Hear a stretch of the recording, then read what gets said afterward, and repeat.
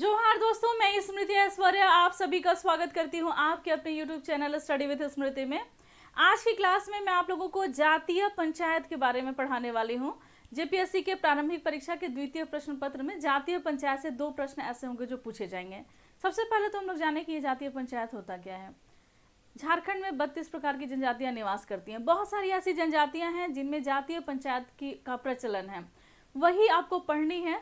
और हम लोगों ने बहुत सारे ऐसे अलग अलग शासन प्रणाली के बारे में पहले ही पढ़ लिया है, जिसके अंतर्गत हम लोगों ने मुंडा मानकी शासन प्रणाली, मुंडा शासन प्रणाली, मांझी शासन प्रणाली, ढोकलो शोहर शासन प्रणाली, नागवंशी शासन प्रणाली, इन सब के बारे में आप लोगों ने अच्छे से पढ़ा है। अब जातीय पंचायत जो था वो रह गया था, तो इसको मैं आज क्लियर करा देती हूँ। सबसे पहले तो हम लोग जानेंगे असुर जनजाति में जो जातीय पंचायत है उसके बारे में। तो असुर जनजाति झारखंड की अल्पसंख्यक और आदिम जनजाति है, प्राचीनतम जनजाति है झारखंड की, और जो कि विलुप्ति के कगार पर है। इनमें जो जातीय पंचायत होती है, उस जातीय पंचायत के अधिकारी होते हैं, उनका नाम है महतो, बैगा, पुजार और गोड़ाइत, ये इनके अधिकारी हैं। और पंचायत में कम से कम 5 गांव के जो वरिष्ठ नागरिक होते हैं वो पंच के रूप में रहते हैं, और सभी वयस्क पुरुष होते हैं वो इस पंचायत में भाग लेते हैं। कुछ और भी डिटेल असुर जनजाति के शासन प्रणाली से। पंचायत के कार्य क्या है वो देखेंगे। पंचायत जो होते हैं वो गांव के सभी प्रकार के, मतलब गांव से संबंधित सभी प्रकार के कार्य ये करते हैं पंचायत, और विवादों का भी निपटारा करते हैं। गांव में अगर कोई विवाद हो गया तो उसका निपटारा कौन करता है, तो यही पंचायत करता है। असुर जनजाति के गांव में यदि कोई विवाद होता है तो यही पंचायत जो होती है वो इसका निपटारा करती है। समाज में एकता बनाए रखने का भी काम किसका होता है, तो ये इसी जातीय पंचायत का होता है कि सब में भाईचारे का माहौल हो, सब एक दूसरे के साथ मिलकर के अच्छे से रहें। दंड देने का भी प्रावधान है इस पंचायत के द्वारा। शारीरिक और आर्थिक दोनों प्रकार के दंड दिए जाते हैं इस पंचायत से। अगली जो जनजाति है वो है बंजारा जनजाति की शासन व्यवस्था। अब हम लोग ये देखेंगे। बंजारा जनजाति जो होती है वो घुमक्कड़ प्रकार की जनजाति होती है। और देखिए, जनजातियों के बारे में मैंने पूरा क्लास ले रखा है, आप उसको भी देख लीजिएगा, प्लेलिस्ट में वो अवेलेबल है। झारखंड की कला और संस्कृति में मैंने आप लोगों को झारखंड की जनजातियों के बारे में पढ़ाया था, तो जनजातियों के बारे में वहाँ सारा चीज़ अवेलेबल। तो जो बंजारा जनजाति जो होती है ना, वो घुमक्कड़ जनजाति होती है, घूमती है, एक जगह से दूसरे स्थान पर स्थानांतरित होते रहते हैं। इनमें सामुदायिक परिषद होता है, जिसका संचालन कौन करता है, तो ये नायक करते हैं। जो इनमें सामुदायिक परिषद होता है और इसका संचालन कौन करता है, तो नायक करते हैं। नायक का चुनाव कौन करता है, तो बंजारा जनजातियों के द्वारा ही इन नायक का चुनाव किया जाता है। बंजारा सेवक संघ नामक एक नई संगठन की भी स्थापना हुई है, जो कि बंजारा जनजातियों के उत्थान के लिए कार्य कर रही है। कौन सा यह संघ है, तो बंजारा सेवक संघ है। बंजारा जनजातियों में सामाजिक, आर्थिक सभी प्रकार से उत्थान हो सके और विकास करे ये जनजाति, इसके लिए इसका गठन किया गया है। अगली जो जनजाति है वो है बथुड़ी जनजाति। अब इसकी शासन व्यवस्था हम लोग देखेंगे, बथुड़ी जनजाति की शासन व्यवस्था। तो बथुड़ी के परंपरागत पंचायत भी है, इनमें जातीय पंचायत प्रचलित है। ये परंपरागत पंचायत जो है वो, इसका मुखिया जो होता है देहरी। तो बथुड़ी जनजाति के शासन प्रणाली में जो जातीय पंचायत प्रचलित है उसका मुखिया कौन होता है, तो वो होता है देहड़ी। और यही सब नाम याद रखने वाला है। कल मैं क्वेश्चन आंसर भी इससे रिलेटेड मैं आप लोगों को कराऊंगी, ठीक है, तो और भी अच्छे से आप लोगों का क्लियर हो जाएगा कैसे क्वेश्चन यहाँ से निकल कर आते हैं। ऐसे मैं आपको बीच बीच में ये भी बताते चलूंगी। जो पुरोहित का भी काम करते हैं, अब जो देहरी होते हैं बथुड़ी जनजाति में, जो गाँव के मुखिया होते हैं, इस पंचायत के मुखिया होते हैं, तो इनका काम धार्मिक भी होता है। ये पद वंशानुगत होता है, पीढ़ी दर पीढ़ी ये चला आता है। हर परिवार का वरिष्ठ व्यक्ति इस पंचायत का सदस्य होता है। हर एक परिवार का जो वरिष्ठ सदस्य है वो इस पंचायत का क्या होगा, सदस्य होगा। इनके अंतर्ग्राम में पंचायत भी है और इसका मुखिया प्रधान कहलाता है। अगली जनजाति जो है वो है बेदिया जनजाति। अब बेदिया जनजाति जो है, इनमें ग्राम स्तर पर पंचायत का मुखिया प्रधान कहलाता है। गांव स्तर पर जो पंचायत है उसका मुखिया प्रधान कहलाता है। कहीं कहीं उसको महतो या ओहदार भी कहा जाता है। गांव का सामाजिक समस्याओं पर निर्णय देने वाला सर्वोच्च व्यक्ति क्या कहलाता है, वह प्रधान होता है। जो प्रधान होता है, गांव के जो निर्णय होते हैं अलग अलग समस्याओं, सामाजिक समस्याओं का जो निर्णय होता है वो यही प्रधान करता है। इसका सहायक गोड़ाइत कहलाता है। तो प्रधान का सहायक गुड़ैत कहलाता है। तो आपसे प्रश्न पूछा जा सकता है कि बेदिया जनजाति में गांव का प्रधान, जो कि गांव के प्रधान का सहायता कौन निम्न में से कौन करता है? तो परगनैत करता है, गुड़ैत करता है, कि मांझी करता है, कि महतो करता है? तो कौन करता है? तो गुड़ैत करता है। इसकी सहायता के लिए, प्रधान की सहायता के लिए गुड़ैत होता है। गांव के झगड़े झंझट का निपटारा भी कौन करता है? तो ये प्रधान जो होता है वही गांव के झगड़े झंझट का भी निपटारा करता है। गुड़ैत का काम क्या है, अब हम लोग वो देखेंगे। तो गुड़ैत जो होता है, इसका मुख्य काम होता है गांव के संवादों को प्रधान तक, और प्रधान का जो निर्णय होता है और या फिर उसके आदेश होते हैं उसको गांव तक पहुंचाना। अब देखिए, ये गांव है। अब इस गांव में जो प्रधान है, अब इस प्रधान ने कोई निर्णय लिया, तो इस प्रधान के निर्णय को गांव वालों तक पहुंचाने का काम कौन करेगा? तो ये करेगा, यही गुड़ैत करेगा। और गांव में अगर कोई घटना घटी या फिर कोई ऐसी बात है जिसके बारे में जानकारी प्रधान को देनी है, तो वो भी काम कौन करेगा? तो ये गुड़ैत करेगा। धीरे धीरे गर्मी बहुत ज़्यादा बढ़ते जा रही है।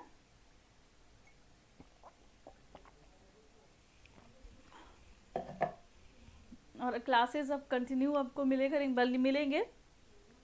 देखिए, कई गांवों को मिलाकर के प्रधान के द्वारा एक सरकार चुना जाता है। अब कई गांव मिलकर के प्रधान क्या करते हैं? एक सरकार को चुनते हैं जो कि अंतरग्राम में विवादों का निराकरण करते हैं। अब मान लीजिए कि ये जो जनजाति है, जिसमें बेदिया जनजाति, अब बेदिया जनजाति में यहाँ मैं आपको बताऊं कि अगर मान लीजिए कि गांव, अलग अलग गांव बसे हुए हैं, अब इन गांवों के बीच में अगर कोई विवाद उत्पन्न होता है तो इसका निपटारा कौन करेगा? तो इसके लिए भी सरकार की नियुक्ति की जाती है, जो कि अंतरग्राम में पंचायत होते हैं, अंतरग्राम में विवादों का निराकरण करते हैं, सरकार को चुना जाता है। और गांव को मिला करके प्रधान के द्वारा, कई गांव मिलकर के जो प्रधान होते हैं, अलग अलग गांव के अलग अलग प्रधान होंगे, सबके प्रधान मिलकर के सरकार को चुनते हैं और सरकार के द्वारा अलग अलग गांव के बीच में जो विवाद उत्पन्न होता है उसका निराकरण करते हैं। सबसे बड़े प्रधान को क्या कहते हैं? तो परगनैत कहते हैं। और प्रधान में भी जो सबसे बड़ा होता है उसको परगनैत कहते हैं। और जितने भी पद अभी तक मैंने आपको बताए, ये सभी अनुवांशिक होते हैं, वंशानुगत होते हैं। अगली जनजाति है वो है बीजिया जनजाति।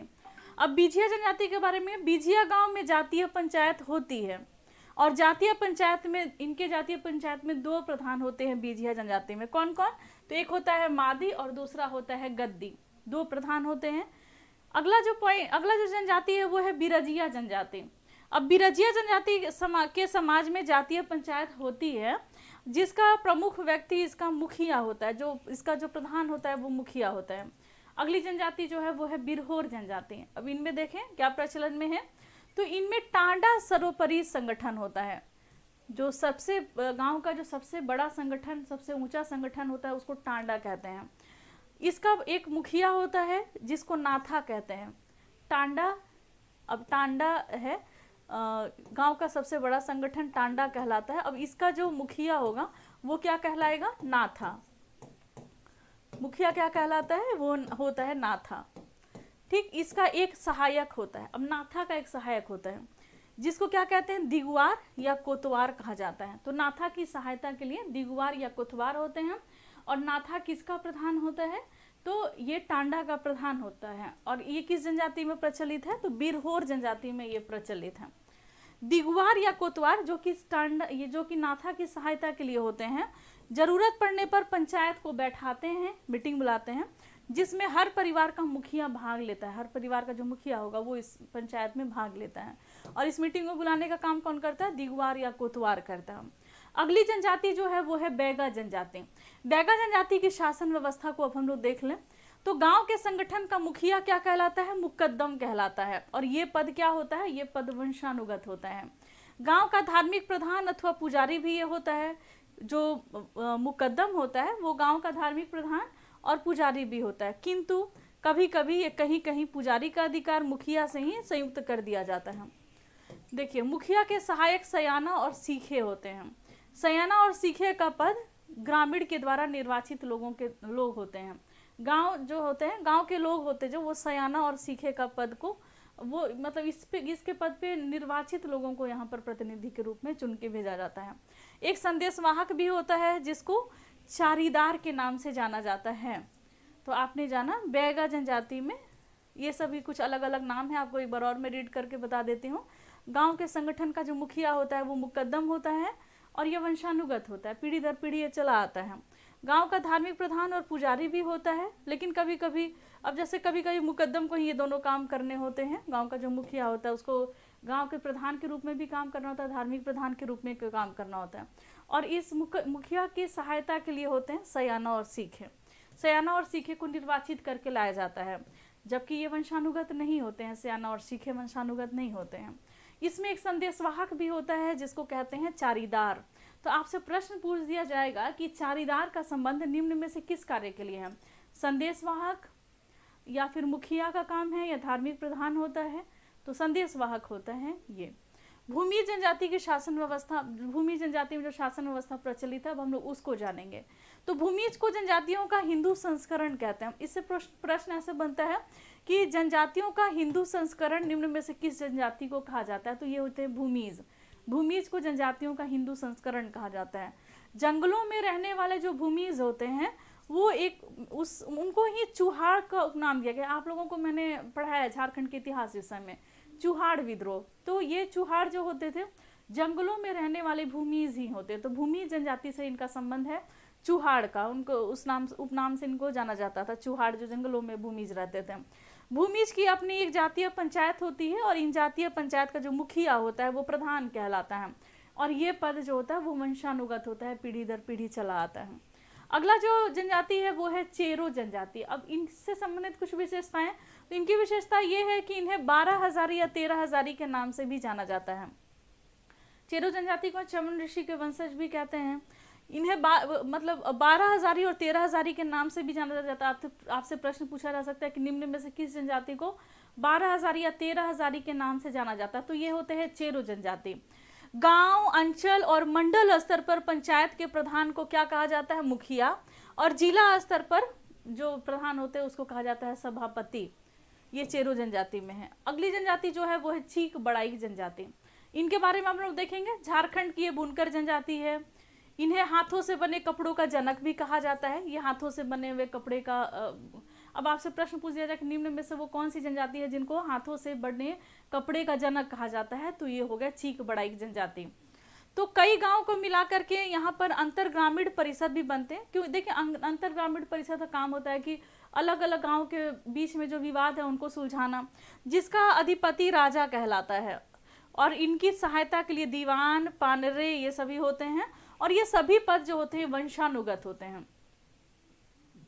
वर्तमान में अखिल भारतीय चीक बड़ाई कल्याण समिति का गठन हुआ है जो चीक बड़ाई के विकास में महत्वपूर्ण योगदान कर रहा है। तो अखिल भारतीय चीक बड़ाई कल्याण समिति चीक बड़ाई जनजाति के कल्याण के लिए, उनके उत्थान के लिए, उनके विकास के लिए काम कर रहे हैं। अगली जनजाति जो है वो है गौड़ जनजाति। अब हम लोग ये देखेंगे गौड़ जनजाति। गौड़ के हर गांव में गौड़ जातीय पंचायत होती है। इनके प्रत्येक परिवार का मुखिया सदस्य होता है। पंचायत का मुखिया बैगा होता है। जो इनमें पंचायत होते हैं उनका मुखिया क्या कहलाता है? तो वो बैगा होता है। और प्रत्येक परिवार का जो मुखिया होता है वो इस पंचायत जातीय पंचायत का सदस्य भी होता है। और मुखिया को सयाना भी, जो मुखिया होता है जिनको बैगा कहते हैं, तो बैगा को सयाना भी कहते हैं इस गौड़ जनजाति में। अगली जनजाति जो है वो है करमाली जनजाति। अब इनकी शासन व्यवस्था देखें तो करमाली जनजाति जो है इनमें जातीय पंचायत का जो मुखिया होता है उसको क्या कहते हैं? उसको मालिक कहते हैं। जातीय पंचायत के मुखिया को क्या कहते हैं? तो मालिक कहते हैं। जटिल समस्याओं को सुलझाने के लिए परगना स्तर पर सतगवैया पंचायत बैठती है। ये अंतर ग्रामीण मामलों का निष्पादन करती है। तो कौन सी पंचायत बैठती है? तो सतगवैया पंचायत। किसमें प्रचलित है? करमाली जनजाति में ये प्रचलित है, सतगवैया पंचायत। और यहाँ पर अलग अलग गांव के जो झगड़े होते हैं उसका निपटारा किया जाता है इसी सतगवैया पंचायत में। और इस सतगवैया पंचायत का प्रधान होता है परगना मालिक। शिखर स्तर पे, सबसे ऊंचे स्तर पे बाईसी पंचायत होता है, बाईसी पंचायत। अब इसमें 17 से 22, इसलिए 22 लिखा हो ना, तो 22 पंचायत, 17 से 22 गांव इसमें शामिल होते हैं। और इसके मुख्य को, इसके जो मुख्य या प्रधान को क्या कहते हैं? मुख्य मालिक कहा जाता है। अगली जनजाति जो है, ये अपने करमाली के बारे में जाना अभी। अगली जनजाति जो है वो है कंवर जनजाति। अब कंवर जनजाति की शासन व्यवस्था को देखेंगे तो कंवर जनजाति जो है उसकी शासन व्यवस्था का जो मुखिया होता है, जातीय पंचायत का जो मुखिया होता है, उसको सयाना कहते हैं। क्या कहते हैं? सयाना। इनमें ग्राम पंचायत भी है जिसका संचालन प्रधान या पटेल करता है। ग्राम पंचायत भी इनमें होता है और इसका संचालन कौन करता है? तो प्रधान या पटेल होता है इसका संचालन। कई गांव को मिलाकर के अंचल संगठन होता है। अंतर ग्रामीण लोगों के विवाद को अंचल सुलझाता है और कई अंचल मिलाकर के एक केंद्रीय संगठन बनता है। केंद्रीय संगठन पूरे क्षेत्र या पंचायत के फैसलों के विरुद्ध सुनवाई का काम करता है। अगली जनजाति जो है वो है खरवार जनजाति की शासन व्यवस्था। अब खरवार जनजाति के बारे में अब हम लोग जानेंगे। खरवार जनजाति में परंपरागत जातीय पंचायत पाई जाती है। तो खरवार जनजाति में कौन सी जातीय पंचायत पाई जाती है? तो इनमें भी परंपरागत जातीय पंचायत पाई जाती है। गांव का जो सबसे वरिष्ठ और योग्य व्यक्ति इसका मुखिया होता है। इनमें भी अंतर ग्रामीण पंचायत होती है और इसको क्या कहते हैं? चट्टी, पट्टी, पचौरा या सतौरा कहते हैं। तो ये खरवार जनजाति में प्रचलित है। तो आपसे प्रश्न पूछ दिया जाएगा, चट्टी, पट्टी, पचौरा या सतौरा, इस प्रकार की अंतर ग्रामीण पंचायत झारखंड के किस जनजातियों में प्रचलित है? तो ये प्रचलित है खरवार जनजाति में। 4 गांव के पंचायत को चट्टी कहते हैं, 5 गांव के पंचायत को पचौरा कहते हैं, 7 गांव के पंचायत को सतौरा कहते हैं। अगली जनजाति है वो है खोड़ जनजाति। अब खोड़ जनजाति की शासन व्यवस्था को हम लोग देखते हैं। खोड़ का पारंपरिक ग्राम संगठन होता है। अब इस ग्राम संगठन को क्या कहा जाता है? तो इसको गौटिया कहा जाता है। गौटिया का प्रचलन किसमें है? तो ये खोड़ जनजाति में है। गौटिया में गांव के सारे विवादों का निराकरण होता है और इसी गौटिया में जितने भी गांव की समस्या होती है उसको सुलझाई जाती है, उसका निराकरण किया जाता है। अगली जनजाति जो है वो है किसान जनजाति। अब किसान जनजाति की शासन व्यवस्था को देखेंगे। इनमें ग्राम पंचायत पाई जाती है। किसान जनजाति में क्या पाई जाती है? ग्राम पंचायत पाई जाती है। महतो और सरदार या कोतवार जो पंचायत अधिकारी होते हैं, महतो और सरदार या फिर कोतवार, ये सभी पंचायत के अधिकारी होते हैं। अगली जनजाति जो है वो है कोल जनजाति की शासन व्यवस्था। इसको हम लोग देखें, झारखंड की ये 32वीं जनजाति के रूप में है और कोल जनजाति, और जनजातियों को जो कोल जनजाति है इसको मान्यता किस वर्ष मिली? तो ये मिली है 2003 ईस्वी में। इसमें बी रक्त समूह की अधिकता पाई जाती है और इनमें परंपरागत पंचायत प्रचलित है और इसका मुखिया क्या कहलाता है? तो इसका मुखिया मांझी कहलाता है। कोरा जनजाति की शासन व्यवस्था, इनमें परंपरागत ग्राम पंचायत होती है कोरा जनजाति में और इसके मुखिया को क्या कहते हैं? तो इसके मुखिया को महतो कहा जाता है। महतो की सहायता के लिए प्रमाणिक और जोग मांझी होते हैं। एक इंफॉर्मेशन मैं आप लोगों को दे देती हूँ। जैसे आपने अभी जनजातीय पंचायत पढ़ा है, तो अगर आप इससे रिलेटेड क्वेश्चन आंसर भी करना चाहते हैं तो टेलीग्राम पर जो क्विज टाइम वाला ग्रुप है आप उसको ज्वाइन कर लीजिए। तो वहाँ पर इससे रिलेटेड मैं क्वेश्चन आंसर मैं आपको करा दूंगी। ऐसे कल के क्लास में मैं इसी से रिलेटेड क्वेश्चन आंसर यूट्यूब पर भी कराऊंगी, ताकि कैसे क्वेश्चन निकल कर आ रहे हैं, कैसे क्वेश्चन यहाँ से बन सकते हैं वो भी आपको पता चल जाए। टेस्ट भी आप लगा लीजिए, पेड टेस्ट में भी इस क्वेश्चन को शेयर कर दूंगी ताकि आप वहां पर भी इस क्वेश्चन को लगा सकते हैं। ठीक है। इनकी अपनी परंपरागत जातीय पंचायत होती है कोरबा जनजाति में और इनमें ग्राम पंचायत होती जिसका मुखिया क्या कहलाता है? तो ये ग्राम पंचायत का जो मुखिया कहलाता है कोरबा जनजाति में उसको प्रधान कहते हैं। अंतर ग्रामीण विवादों को गांव की पंचायतों के सदस्य जो होते हैं वो सुलझाते हैं और इसका प्रधान बड़ा मुखिया कहलाता है। तो अंतर ग्रामीण पंचायत भी होती है जो अलग अलग गांवों के समस्याओं को सुलझाती है, जिसका प्रधान क्या होता है? बड़ा मुखिया होता है। अगली जनजाति जो है वो है माल पहाड़िया जनजाति। अब इनकी शासन व्यवस्था को देखते हैं। तो इनके गांव ही इनके राजनीतिक संगठन का इकाई होता है, गांव, और ये ग्राम स्तर पर इनके सामाजिक, धार्मिक और राजनीतिक जीवन को नियंत्रित और संचालित करता है। गांव का मुखिया क्या कहलाता है? तो मांझी कहलाता है। गांव के पंचायत का प्रधान क्या होता है? तो ये भी मांझी ही होता है। मांझी की सहायता के लिए कौन होता है? तो गुड़ाइत और दीवान होते हैं। तो ये माल पहाड़िया जनजाति में मांझी की सहायता के लिए गुड़ाइत और दीवान होते हैं। कुछ क्षेत्रों में खास करके सालवन पहाड़ में एक और अधिकारी होता है जिसको प्रमाणिक कहा जाता है और ये मांझी के नीचे होता है। प्रमाणिक जो होता है वो मांझी के नीचे का पद होता है और जितने भी पद होते हैं वो सभी वंशानुगत होते हैं। अंतर ग्रामीण झगड़े जो होते हैं या फिर कोई विवाद होता है उसको सुलझाने के लिए कई गांवों को मिला करके एक बड़ा संगठन बनाए जाते हैं और इसका मुखिया क्या कहलाता है, तो सरदार होता है, क्योंकि अलग अलग गाँव में भी अगर झगड़े हो गए तो उसको सुलझाने वाला कौन होगा। तो इसी के लिए अंतर ग्रामीण पंचायत का गठन किया जाता है। उसके मुखिया इनमें क्या होते हैं, तो वो पहाड़िया जनजाति में तो ये होते हैं सरदार। अगली जनजाति है वो है सौरिया पहाड़िया जनजाति। तो सौरिया पहाड़िया जनजाति के गांव का जो प्रबंधन होता है वो कौन करता है, तो वो करते हैं मांझी। मांझी गांव का मुखिया और पुजारी भी होता है। मुखिया भी यही होता है, पुजारी भी होता है। मांझी की सहायता के लिए कौन कौन होते हैं, गिरी होते हैं, कोतवार होते हैं, भंडारी होते हैं, गुड़ैत या फिर गुड़ैत करता है, ये सभी मांझी की सहायता के लिए होते हैं। दो प्रकार के इनमें अंतरग्राम में संगठन होते हैं। एक तो अंतरग्राम में संगठन होता है जिसमें 15 से 20 गांव के एक नायक होता है, और एक होता है कि 70 से 80 गांवों पर एक सरदार होता है। तो इनमें दो प्रकार के अंतरग्राम में संगठन होते हैं। 15 से 20 गांव के संगठन में जो हेड होता है तो वो नायक होता है, और अगर 70 से 80 गांव में जो अगर हेड होगा तो वो वहाँ का हेड कौन होगा, तो वो सरदार होगा। और जो सरदार तो सबसे ऊंचा हो गया, तो सरदार पर पूरे इलाके की जिम्मेदारी होती है। सभी अधिकारियों का पद क्या होता है, तो ये वंशानुगत होते हैं। अगली जनजाति जो है वो है परहिया जनजाति। परहिया जनजाति जो है, इनमें गांव के संचालन में खूंट की विशेष भूमिका होती है। प्रत्येक गांव में जातीय पंचायत होती है। जातीय पंचायत को भैयारी या जाति गोठ भी कहा जाता है। 8 से 10 गांवों को मिला करके अंतरग्राम में पंचायत बनती है। इसको कारा भैया कहा जाता है। क्या कहा जाता है, तो कारा भैया कहा जाता है। ये अलग अलग गांव के झगड़े का निपटारा करती है ये कारा भैया।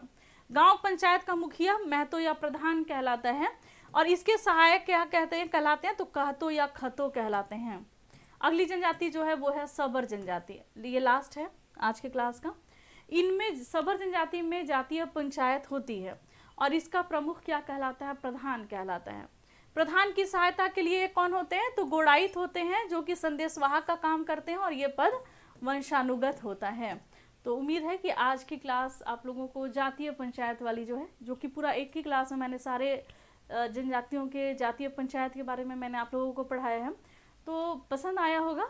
और स्टडी विद स्मृति जेपीएससी वाले ग्रुप से जुड़ जाइए। तो अगर मुझे कुछ भी इन्फॉर्मेशन देना होता है तो टेलीग्राम के उसी ग्रुप में मैं इन्फॉर्मेशन शेयर करती हूँ, तो आप लोगों के लिए काफ़ी हेल्पफुल हो जाएगा वो ग्रुप। सारे लोग एक जगह रहेंगे तो कोई भी इन्फॉर्मेशन जल्दी से शेयर हो जाएगा।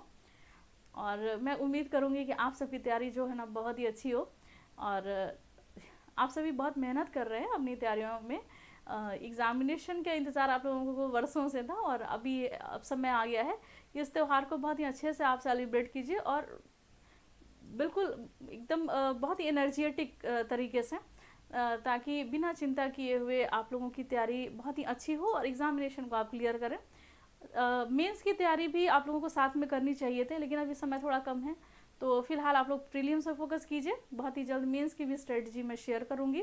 तो आज की क्लास में बस इतना ही। मिलते हैं नेक्स्ट क्लास में, लेते हैं आपसे विदा। धन्यवाद।